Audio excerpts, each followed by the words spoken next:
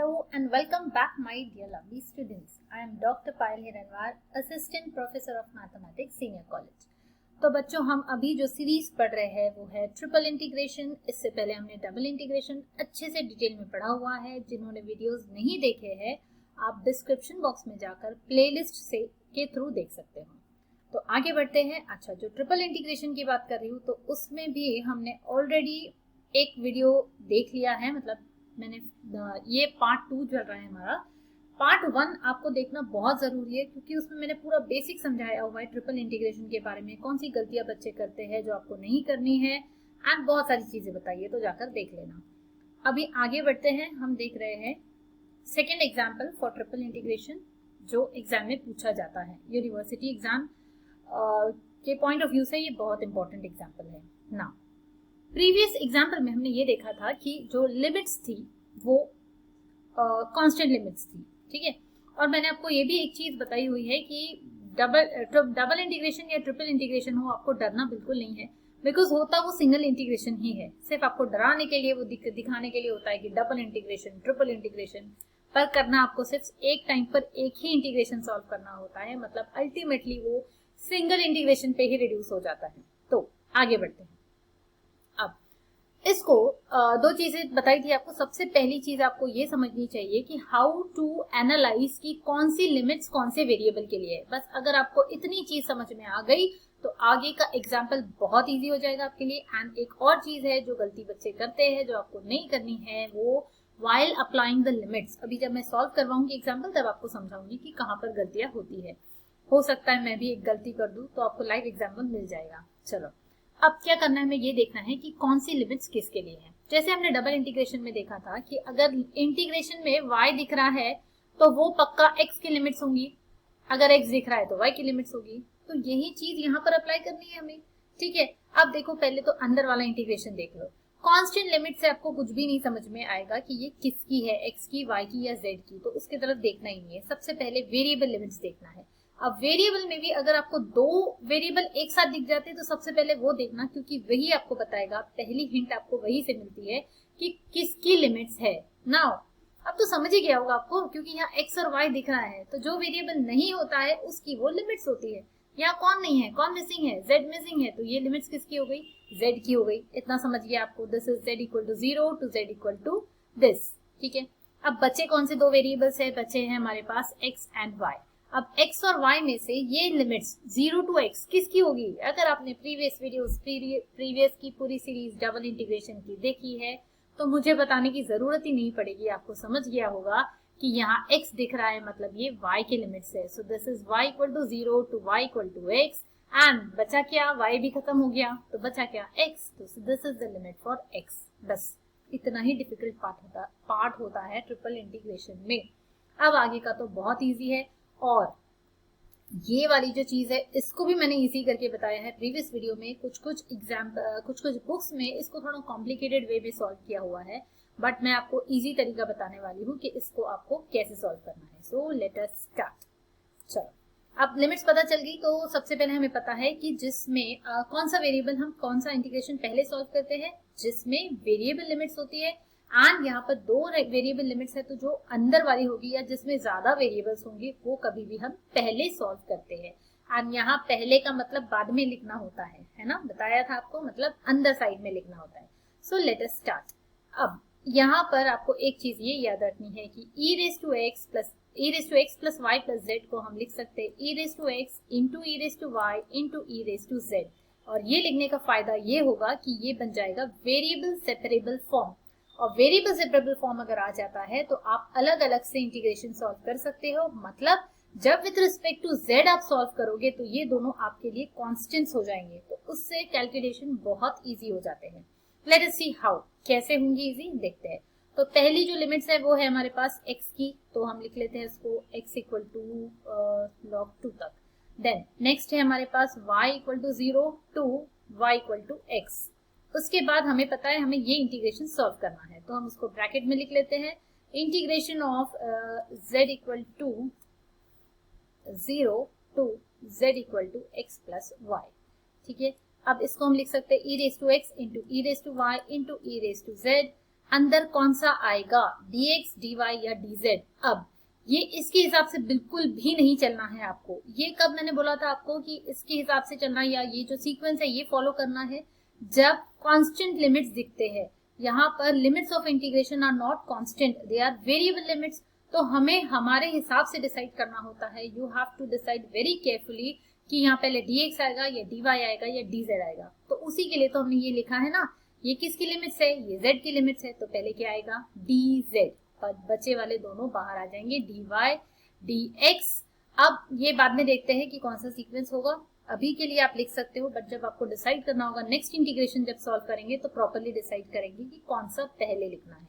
ठीक है, अब ये दोनों चीजें जो है वो कांस्टेंट है हमारे लिए, सॉरी ये दोनों नहीं है, ये दोनों है, क्योंकि हम विद रिस्पेक्ट टू z कर रहे हैं तो ये हमारे लिए कांस्टेंट है। तो इस इंटीग्रेशन के बाहर हम इसको बिल्कुल लिख सकते हैं। आगे सॉल्व करते हैं। This will be equal to, इसको इंटीग्रेशन को हमेशा एक नाम दे देना आप लोग, i। ठीक है, देन इसको हम लिखेंगे इंटीग्रेशन 0 टू log 2। मैं बार बार x y नहीं लिख रही हूँ बिकॉज आपको समझ गया है कौन से लिमिट्स किसकी है। देन इसके बाहर हम ये ले लेते हैं e raised to y, और e raised to x बाहर आ जाएगा इंटीग्रेशन के, क्योंकि हम विद रिस्पेक्ट टू z कर रहे हैं। सो x y, यहाँ बचा e raised to z dz dy dx। बस अब इस इंटीग्रेशन को सॉल्व करना है। So this will be equal to integration 0 to log 2 as it is। इसको कुछ नहीं करना है, as it is लिखना है। फिलहाल हम सिर्फ ये वाला इंटीग्रेशन सॉल्व करेंगे ना। e raised to z का इंटीग्रेशन होता है e raised to z only, तो इसको as it is लिखेंगे। एंड लिमिट्स पर यहाँ पर बहुत ध्यान देना है। प्रीवियस वीडियो में भी बताया था कि जब भी यहाँ पर लोअर लिमिट 0 होती है आपको उसको इग्नोर नहीं करना है। एक्सपोनेंशियल में वो वैनिश नहीं होगा, उसकी वैल्यू 0 नहीं होती है, you will get some value. So let us see what is the value that we are getting. तो यहाँ पर हमें मिलेगा 0 to log 2 as it is, integration 0 to x as it is. ये बस रिपीट लिखना होता है। अब लिमिट्स अप्लाई करते समय बहुत ध्यान देना है आपको कि किसकी लिमिट्स आप अप्लाई कर रहे हो, किसके लिए लगाना है। यहाँ तो बहुत सिंपल है क्योंकि एक ही वेरिएबल दिख रहा है, बट आगे हम कुछ एग्जाम्पल सॉल्व करने वाले हैं जिसमें आपको x y भी दिखेगा, एक साथ दिखेगा, पर आपको समझ में नहीं आता है कि एक्चुअली लिमिट्स कौन से वेरिएबल पे अप्लाई करनी है। तो यहाँ पर बच्चे गलती कर जाते हैं, आगे हम एग्जांपल्स में देखेंगे। फिलहाल तो एक ही वेरिएबल दिख रहा है z, और आपको पता है z की जगह आपको पहले पुट करना है x plus y, that means e raise to x plus y. हमने क्या किया है, अपर लिमिट अप्लाई की है माइनस द लोअर लिमिट, मतलब अब z के लिए हम 0 पुट करेंगे तो e रेज टू 0 हो जाएगा। मैं डायरेक्टली लिख रही हूँ, e रेज टू 0 इज 1। आप सबको ये पता है ना। अब बस ब्रैकेट ओपन करना है और उसको सॉल्व करना है। सो अब इसके पहले कि मैं ब्रैकेट ओपन करूं, हम ये भी डिसाइड कर लेते हैं कि हमें नेक्स्ट इंटीग्रेशन कौन सा सॉल्व करना है। हमें करना है ये वाला। ये किसकी लिमिट्स है, y की लिमिट्स है, मतलब dy अंदर आएगा, और तो e रेज टू x वाली जो टर्म होगी वो तो हो जाएगी कांस्टेंट, तो आप उसको बाहर निकाल सकते हो बिल्कुल।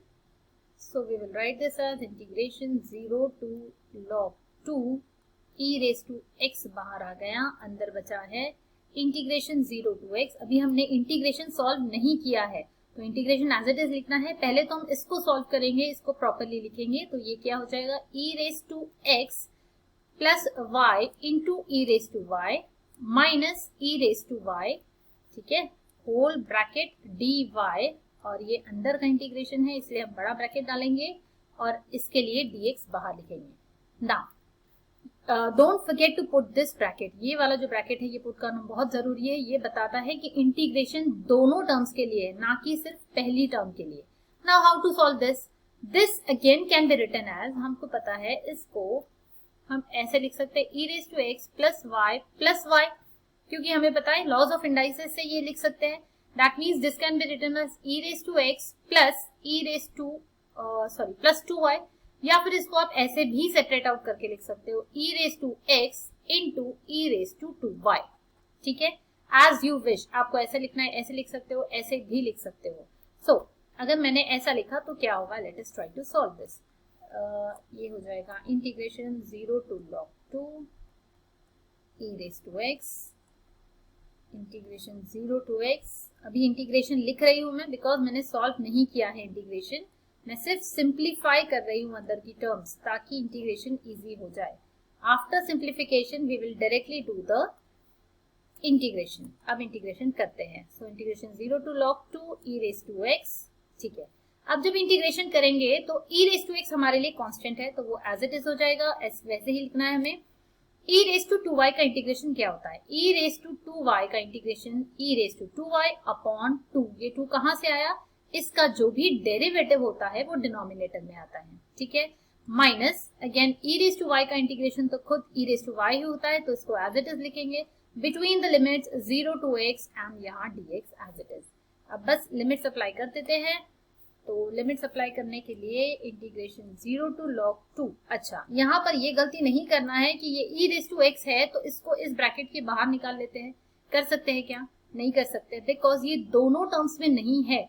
अगर ये e रेज टू x दोनों टर्म्स में होता तो आप उसको कॉमन निकाल सकते थे। ठीक है, बट फिलहाल हम नहीं निकाल सकते, तो इसको वैसे ही लिखेंगे हम e raise to x by 2। दोनों कॉन्स्टेंट्स को एक साथ लिख लेते हैं, 2 को इसके नीचे लिख लिया है।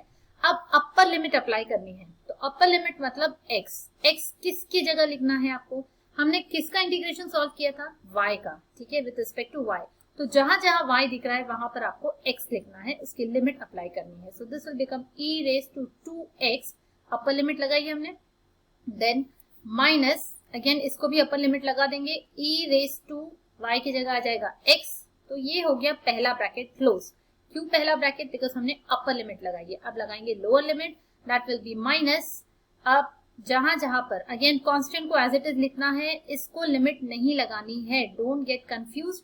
यहाँ पर e रेज टू x की जगह बच्चे x की जगह 0 लिख देते हैं, बट ये गलत है क्योंकि हम किसकी लिमिट्स अप्लाई कर रहे हैं? हम y के लिए लिमिट्स लगा रहे हैं। तो e रेज टू x हमारे लिए कांस्टेंट है, इसको एज इट इज लिखना है अपॉन 2। अब यहाँ y की जगह 0 पुट कर देते तो e रेज टू 0 1 हो जाता है, minus again e raise to 0, यहाँ पर लिमिट अप्लाई करेंगे तो 1 हो जाएगा। सो this is this term. Next page पे देखते हैं। अब पहले हम अंदर की ब्रैकेट को सिंप्लीफाई करेंगे, जल्दबाजी नहीं करनी इंटीग्रेशन करने की। ये जो टर्म्स है इसको सिंप्लीफाई करते हैं, तो ये हो जाएगा e raise to x into e raise to 2x, हो जाएगा e raise to 3x upon 2 minus e raise to x minus e raise to x upon 2, and ये माइनस माइनस हो जाएगा प्लस 1। ठीक है, dx। नाउ ये दोनों terms को हम कंबाइन कर सकते हैं। क्यों कर सकते हैं? बिकॉज यहाँ भी e रेज टू x है, यहाँ भी e रेज टू x है। इसको यहाँ सॉल्व करके बताती हूँ। Minus e raise to x minus e raise to minus x by 2 को हम ऐसे लिख सकते हैं। अगर माइनस कॉमन निकाल लिया और माइनस और e raise to x common आपने बाहर निकाल लिया तो क्या बचेगा? 1 plus 1 by 2, and what is 1 plus 1 by 2? It is 3 by 2। तो ये आपको मिल जाएगा minus 3 by 2 e raise to x। इसका सिंप्लीफिकेशन है ये टर्म का। डायरेक्टली लिखते हूँ यहाँ पर। सो इस टर्म की वैल्यू मैंने यहाँ पर लिखी हुई है, इस टर्म की वैल्यू है this minus 3 by 2 e raise to x, बाकी एज इट इज लिखा हुआ है। उसके बाद हमें इसको अगेन, अभी हम इंटीग्रेशन नहीं करेंगे, पहले सिंप्लीफाई करेंगे, मतलब ये टर्म को अंदर मल्टीप्लाई करेंगे। सो और मल्टीप्लाइंग ये e raise to x e raise to 3x मिलके बन जाएगा e raise to 4x, and ये है सिंप्लीफिकेशन। ठीक है, अब इंटीग्रेशन करना है। Now once we get these terms, इससे ज्यादा हम सिंप्लीफाई नहीं कर सकते तो डायरेक्ट इंटीग्रेशन कर लेंगे। So what is integration? अब यहाँ टर्म नहीं आएगी इंटीग्रेशन की। सो e 1 बाई 2 कॉन्स्टेंट पहले अलग लिख लेना, अदरवाइज कंफ्यूजन होता है। तो e रेज टू 4x का इंटीग्रेशन होगा e raise to 4x upon 4, minus 3 by 2 को पहले ही लिख लो, e रेज टू 2x का इंटीग्रेशन हो जाएगा e raise to 2x upon 2 plus e raise to x का integration as it is.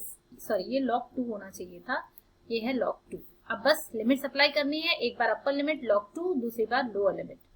I think मैंने पहले भी गड़बड़ की है यहाँ पे। हाँ, log 2 होना चाहिए था, log 2 होना चाहिए था, log 2 होना चाहिए था, तो आप लोग करेक्शन कर लेना। आगे बढ़ते हैं। Now as you can see, pink में जो आपको दिख रहा है वो अपर लिमिट अप्लाई की है और ब्लू में जो है वो लोअर लिमिट अप्लाई की है। तो ये तो बहुत आसानी से आप लोग कर सकते हो, लिमिट अप्लाई करना डिफिकल्ट नहीं है। इसको देख लो, इसको कैसे सॉल्व करना होता है। e रेज टू 4 log 2 को आपको लिखना होता है, you have to use this laws of indices, जहां पर m इसके पावर में चला जाता है, n के पावर में। अब पावर में जाने के बाद e और log एक दूसरे को कैंसिल कर देते हैं, मतलब वो वैनिश होता है और आंसर सिर्फ ये बचता है। So in this case we will get e raise to log 2 raise to 4, ये 2 इसके पावर पे चला जाता है, 4 हो जाता है, एंड ये दोनों गायब हो जाएंगे, बचेगा सिर्फ e raise 2 raise to 4, and that is, यहाँ पर देखो मैंने इस तरीके से लिखा हुआ है, एंड नेक्स्ट टर्म में 2 रेज टू 4 आया हुआ है। ठीक है, तो ये कैलकुलेशंस एक मैंने आपको समझा दिया है, बाकी भी आपको समझ जाएंगे। इसके अकॉर्डिंगली आपको सॉल्व करना है। ये देखो आपको कैलकुलेशंस दिख रहे हैं, you can solve it time देकर अच्छे से सॉल्व करना है। ठीक है, मिलते हैं नेक्स्ट वीडियो में। Till then keep studying.